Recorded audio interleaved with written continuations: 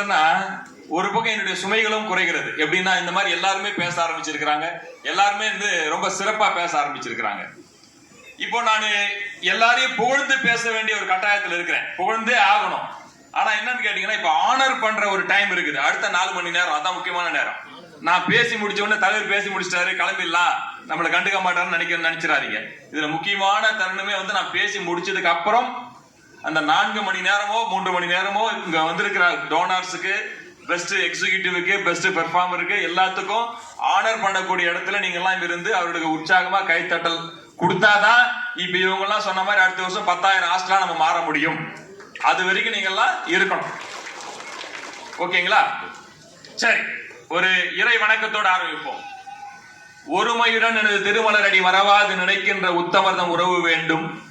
உள்ளொன்று வைத்து புறமொன்று பேசுவார் உறவு கலவாமை வேண்டும். பெருமை பெரு நினைது புகழ் பேச வேண்டும், பொய்மை பேசாதிருக்க வேண்டும். பெருநெறி பிடித்தொழுக வேண்டும், மதமான பேய் பிடியாதிருக்க வேண்டும். மதி வேண்டும், நின் கருணை நிதி வேண்டும். நோயற்ற வாழ்வுதனில் நான் வாழ்ந்திட வேண்டும். இது அடுத்த ஒரு 3 லைன் இந்து கடவுளோடது. அந்த அடுத்த 3 லைனுக்கு நீங்க எந்த மதத்தை சார்ந்தவர்களோ அந்த மதத்தை சார்ந்த கடவுளை நீங்க வேண்டிக்கலாம். ஆனா கோரிக்கைகள் இதுவாகத்தான் இருக்க வேண்டும். ஒருமையுடன் எனது திருமலரடி, 100% கான்சென்ட்ரேஷனோட ஒரு கடவுளை வணங்குங்க. அந்த மாதிரி 100% கான்சென்ட்ரேஷனோட முழு நம்பிக்கையோட கடவுளை யார் வணங்குறாங்களோ அந்த மாதிரி நபர்கள் கூட நான் சேர்ந்து இருக்கணும். உள்ளொன்று வைத்து புறமொன்று பேசுவார் உறவு கலவாமை வேண்டும். பக்கத்திலேயே உட்கார்ந்துட்டு இருப்பாங்க. நம்ம ஒரு பில்டிங் ஓனர்கிட்ட போய் பேசிட்டு வந்திருப்போம், நம்மளும் தெரியாம சொல்லிடுவோம் 1 லட்சம் வாடகை, 5 லட்சம் அட்வான்ஸ் அப்படின்னு சொல்லிடுவோம். நல்லா கை தட்டுறாரு ஒருத்தர். 1 லட்சம் வாடகை, 5 லட்சம் அட்வான்ஸ் சொல்லிடுவோம். அப்படியா, ஏன் அவ்வளவு கூட பேசணும் நீ? அது 50,000 தானே ஒருத்தது, 3 லட்சம் அட்வான்ஸ் கொடுத்தா போதுமே அப்படின்னு நம்ம கிட்ட சொல்லிடுவாங்க. அடுத்த நாள் அப்படியே நைஸா இன்னொரு கேள்வியும் கேட்டுருவாங்க. என்ன கேட்பாங்க? எந்த புரோக்கர் மூலியமா பேசினேன்? அவங்க கிட்ட பேசினேன். அப்படியா, சரி, நான் ஒன்று பண்றேன். அந்த ஏரியா வார்டு மெம்பர் யாரு, இல்ல அந்த ஏரியா கவுன்சிலர் யாரு, அவரை பிடிச்சிட்டு, ஏன்பா இன்னும் ரொம்ப கம்மியான வாடகை அந்த பில்டிங் ஓனர் கொடுத்துருக்குறாங்க, இங்க என்ன சொன்னோம், இன்னத்துக்கு அவ்வளவு அதிகமா வாங்கணும்னு சொல்லிட்டோம். அங்க போய் என்ன சொல்லுவோம், ஏன் அவங்க அந்த பில்டிங் ஓனர் கிட்ட இவ்வளவு அதிகமா கம்மியான வாடகை அவங்க விட்டுருக்காங்க, நான் 1.5 லட்சம் தரேன், 10 லட்சம் அட்வான்ஸ் தரேன் அப்படின்னு சொல்லிட்டு அடுத்த நாள் காலையில அந்த பில்டிங்க நம்ம அசோசியேஷன் இல்லாத நான் மெம்பர்ஸ் பண்ணுவாங்க. எப்படி? நம்ம மக்கள்லாம் இப்ப குடும்பம் ஆயிட்டோம், நம்ம பண்றது இல்லை அதெல்லாம். அது மாதிரி உள்ளொன்று வைத்து புறமொன்று பேசுவார் உறவு கலமாவே வேண்டும். ஓகேங்களா? பெருநெறி பிடித்து ஒழுக வேண்டும். பெருநெறின்னா ஒரு நல்ல ஒரு லைஃப் ஸ்டைல், 4 பேருக்கு உதவணும், 4 பேருக்கு ஒரு சான்றாக நம்ம இருக்கணும், நல்ல ஒரு தொழில் பண்ணணும், ஒரு சர்வீஸா பண்ணணும். பெருநெறி பிடித்து ஒழுக வேண்டும். மதமான பேய் பிடியாதிருக்க வேண்டும். மதமான பேய்னா அந்த மதத்தின் பெயரால், மதத்தை நம்புங்கள், அந்த மதத்தின் பெயரால் பேய் பிடித்து ஆடக்கூடாது. எந்த மதத்தையும் வெறி கொள்ளக்கூடாது. என்னுடைய மதம், என்னுடைய நெறி, பெருநெறி பிடித்து ஒழுக வேண்டும். இது அடுத்த லைன் தான் ரொம்ப சிறப்பான ஒரு லைனா இருக்கும். மதி வேண்டும், நின் கருணை நிதி வேண்டும். இங்க பாருங்க, நிதி பினான்ஸ், மதி அறிவு. அறிவு ஃபர்ஸ்ட் வேணுமா, பணம் ஃபர்ஸ்ட் வேணுமா? அறிவு இருந்து பணம் வந்தா அது எப்படி இருக்கும்? பணம் வந்துட்டு அறிவு வந்தா அது என்ன ஆகும்? வள்ளலார் திருவருட்பால எவ்வளவு அழகா சொல்லியிருப்பாரு பாருங்க. மதி வேண்டும், நின் கருணை நிதி வேண்டும். எனக்கு அறிவை கொடு, எனக்கு அறிவை கொடுத்ததுக்கு அப்புறம் உன் கருணை என்ற நிதி கொடு.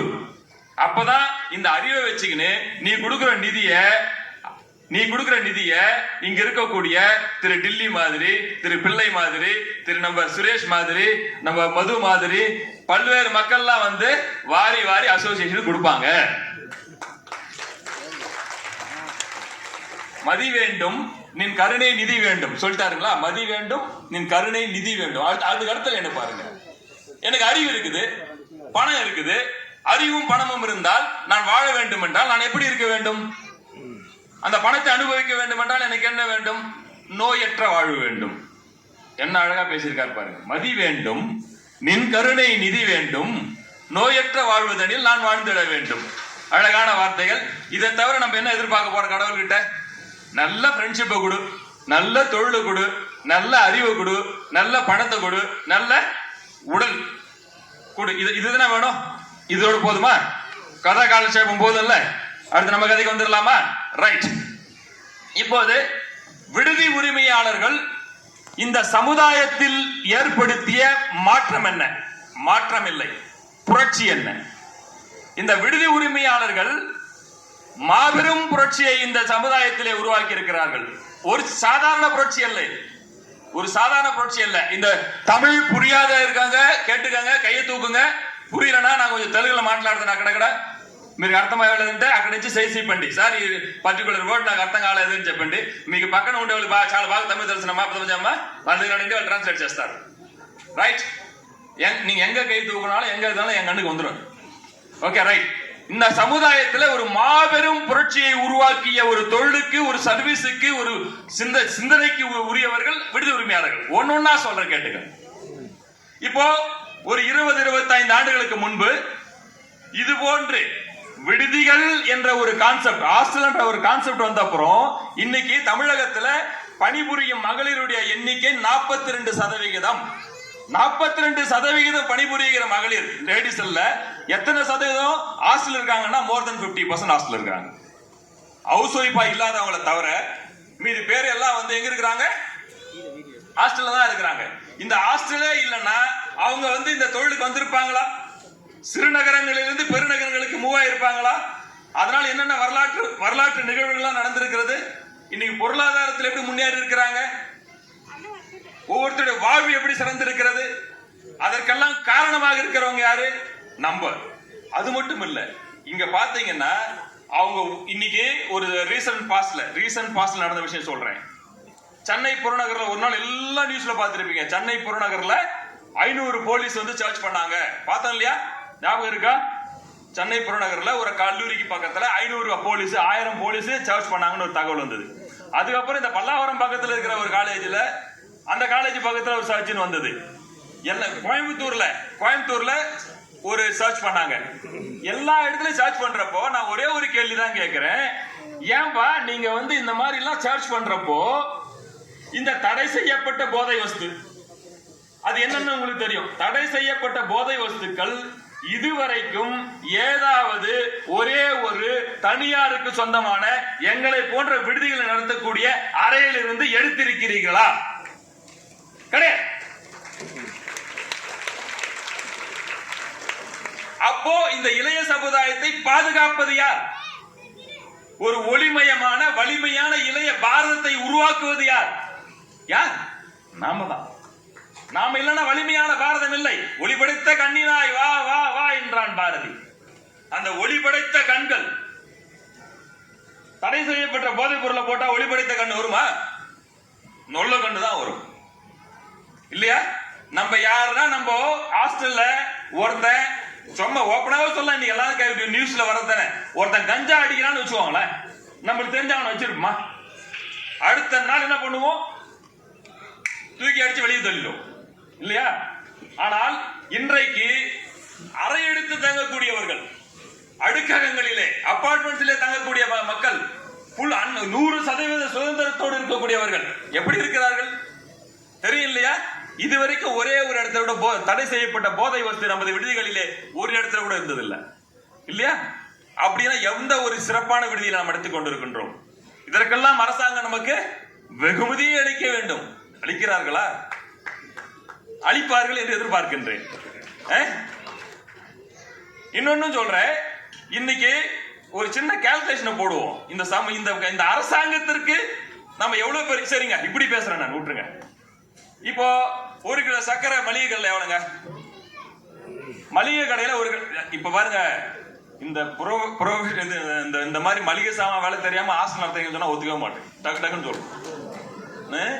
அப்படின்னாக்கா நம்ம என்னடா, நான் ஒருத்தருக்கு கேட்பேன் எப்பயுமே, நான் கேட்கிற கேள்வி என்ன, எவ்வளவு கலெக்ஷனு, எவ்வளவு total strength divided by number of person, எவ்வளவு லாபம் வருது, எவ்வளவு இன்வெஸ்ட் பண்ணிக்கிற, இன்வெஸ்ட் பண்ணதுக்கு நெட் ப்ராஃபிட் எவ்வளோ, இபி எவ்வளவு அட்வான்ஸ் கொடுத்துருக்கிற, எத்தனை ரூபாய் வட்டி வருது, எத்தனை ரூபாய் பர்சன்டேஜ் வருது, இதெல்லாம் ரெகுலரா நான் பண்றது வேலை தானே.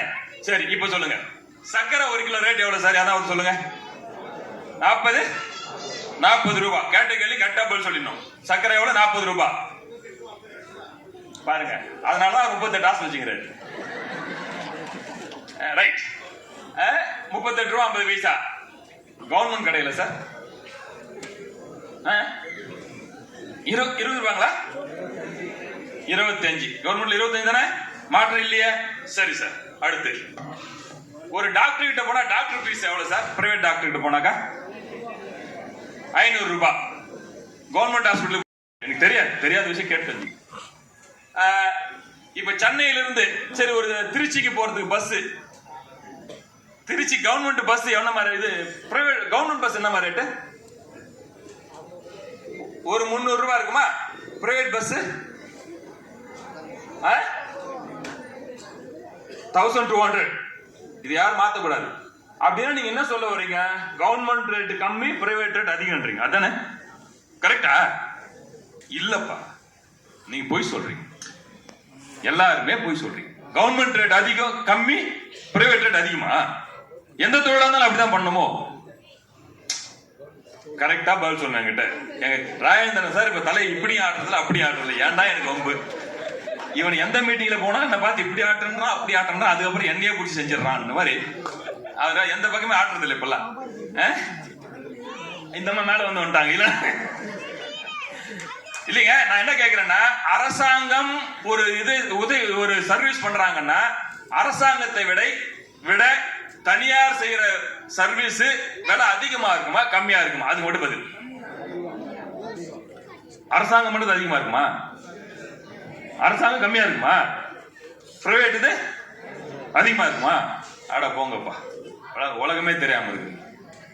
நான் சொல்லட்டுமா? இப்போ அரசாங்கம் ஒரு விடுதிகள் நடக்கும். 4 ஷேரிங் 4600 ரூபாய் வித்தவுட் ஃபுட்டு. ஃபுட்டை சேர்த்தீங்கன்னா ஒரு நாளைக்கு 130 ரூபாய் தனியா கேட்டர் கிட்ட 120 ரூபாய் ஃபுட்டு. இது கேட்டீங்க அதுவும் 4000 ரூபாய். அப்ப 8600 ரூபாய். இது யார் ரேட்டு? சரி, ஒரு 300 ரூபாய் சென்னையிலிருந்து திருச்சி போறதுக்கு பஸ் ஸ்டாண்டுக்கு பிரைவேட் கவர்மெண்ட் பஸ்ல 300 ரூபாய், பிரைவேட்ல 1200 ரூபாய். நீங்க அப்ப எத்தனை மடங்கு? அது 4 மடங்கா? சரி, இப்ப எனக்கு இந்த கால்குலேட்டர் சொல்லுங்க. கவர்மெண்ட் 4 ஷேரிங்க்கு 8600 ரூபாய் வாங்கினா பிரைவேட் ஹாஸ்டல்ஸ் எவ்வளவு வாங்கணும் சார்? கரெக்டா கணக்கு போடுங்க. நானு இப்ப புரியுதா? இப்போ நான் கேக்குறேன், அப்ப அரசாங்கத்தோட நீங்க பணக்காரங்களா? சொல்லுங்க சார், அரசாங்கத்தோட நீங்க நிதி அதிகமா இருக்கிறவங்களா?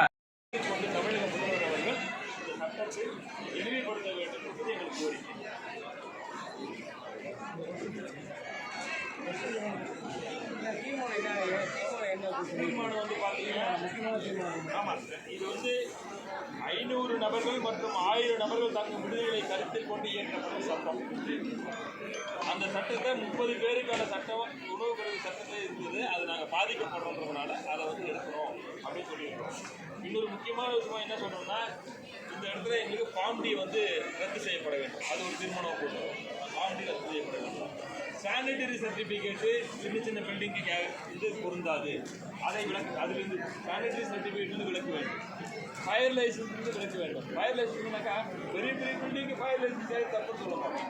ஒரு 20 பேர் 25 பேர் சமைச்சு போகிற பில்டிங் கூட ஃபயர் லைசன்ஸ் கேட்டால் அது எப்படி நியாயமாகும்? அதனால சிறிய பில்டிங்களுக்கு 100 பேருக்கு கீழே இருக்கிற பில்டிங்க்கு fire licence, sanitary licence, stability licence, இந்த ஃபுட் லைசன்ஸ் எல்லாம் வந்து இல்லாமல் இருக்கிறவங்களுக்கு நாங்கள் தீர்மானம் பண்ணுவோம். பாம்டினால என்ன பிரச்சனைன்னு கேட்டீங்கன்னா, பாம்டிங்கிறது பப்ளிக் பில்டிங்கிறது ஒரு பெரிய ஹாஸ்பிட்டல், ஒரு பெரிய அரசு கவர்மெண்ட் ஆஃபீஸு, இல்லை வந்து ஒரு பெரிய ஜவுளி கடை, இல்லை பெரிய ஹோட்டலு, பெரிய வணிகம் பண்ணக்கூடிய இடம் தான் வந்து பாம்டி. எங்களுக்கு வந்து வணிகம் கிடையாது, இது சர்வீஸ். இதில் வந்து ஒரே மாதிரியான வணிகமும் கிடையாது. 20 பேருக்கு சாப்பாடு போடுறவங்களும் இருக்கிறாங்க, 200 பேருக்கு சாப்பாடு போடுறாங்க. இதையெல்லாம் விட்டுடுறாங்க. நான் என்ன கேட்குறோம்னாக்கா, ஆனால் இந்த எந்த விதமான கேள்வியும் கோலிவுக்கு போல. கோலிவுன்னு ஒரு விஷயம் இருக்குது, கார்பரேட் நிறுவனங்களும் ஒரு விஷயம் இருக்குது. அவன் லேடிஸ் ஹாஸ்டல் தனியாக, ஜென்ஸ் ஹாஸ்டல் தனியாக நம்ம நடத்திட்டு இருக்கோம். அவங்க லேடிஸு ஜென்ஸு 2 பேரையும் சேர்த்து ஒரே ரூமில் விட்டு தோல் பண்ணிட்டு இருக்கிறாங்க. அவங்ககிட்ட இதுவரை எந்த லைசன்ஸும் யாரும் கேட்டதில்லை. அவங்க ஒரு மாதிரி அழகாக தோல் பண்ணி போய் எத்தனையோ 1000 கோடி கேட்டோம். அங்கே வந்து தங்குறவங்கலாம் பணக்காரர்கள், மிராசு வீட்டு பிள்ளைகள். ஆனால் நாங்கள் தொழில் நடத்துறதெல்லாம் பார்த்தீங்கன்னா எங்கள் சர்வீஸ் எல்லாம் யாரும் பண்ணிட்டு இருக்கிறோம், ஏழை எளிய. இன்னைக்கு சாயங்காலம் தூத்துக்குடியிலிருந்து இப்போ ஃபோன் பண்ணி நாளைக்கு காலையில் மெட்ராஸ் வராங்க ஒரு ரூம் கொடுக்கணும் ராஜா ஒரு 5000 ரூபா எடுத்துனாடா 3 நாள் சாப்பாடு போட்டு டிவி ஃப்ரிட்ஜ் வாஷிங் மிஷின் எல்லாத்தையும் நான் உன்னை வச்சுக்கிறேன் நீ வேலை செஞ்சு போயிட்டு குடும்பத்தை காப்பாற்று எனக்கு ஒரு 5,000 ரூபா சம்பாதிக்கிறேன் அப்படின்ற மாதிரி தான் எங்கள் வாழ்க்கை. ஆனால் 10,000 15,000 20,000 வாங்கி கொண்டு தொழில் பண்ணக்கூடிய கார்பரேட் நிறுவனங்கள் மீது திணிக்கப்படாத சட்டம் ஏழை எளிய மக்களுக்கு உதவி கொண்டிருக்கிற எங்கள் மேல் திணிக்கப்பட்டிருக்கிறது. இதில் மாற்றம் வர வேண்டும் என்று தான் நான் கேட்கிறேன். நன்றி.